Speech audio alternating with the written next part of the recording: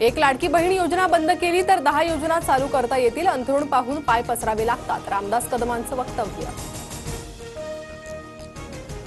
अर्थसंकल्पात भाजपच्या मंत्र्यांच्या विभागाला अधिक निधी, दादांची राष्ट्रवादी दुसऱ्या तर शिंदेंची शिवसेना तिसऱ्या नंबरवर. निधी वाटपात समतोल नसल्यानं धुसफूस वाढण्याची चिंता.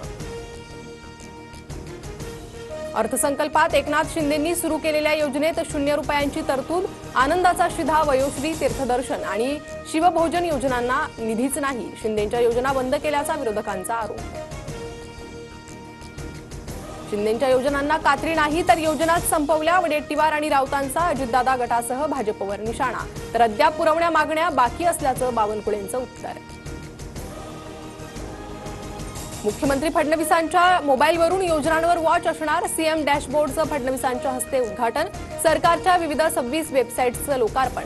सर्व योजनांची कामगिरी मुख्यमंत्र्यांना थेट मोबाईलवर पाहता येणार.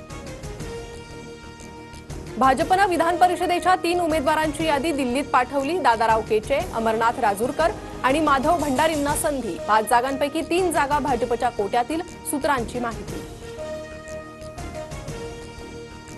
बीड नंतर लातूर शहरात गुंडांची दहशत. 5 जणांकडून एका युवकाला भर रस्त्यात अमानुष मारहाण. व्हिडिओ व्हायरल झाल्यानंतर 5ही गुंडांना अटक. पोलिसांनी आरोपींची धिंडही काढली. मुंबईतील आणखी एक मोठा प्रकल्प अदानींकडे. गोरेगाव पश्चिममधील मोतीलाल नगर पुनर्विकासाच्या आर्थिक निविदेत अदानी समूहाची बाजी.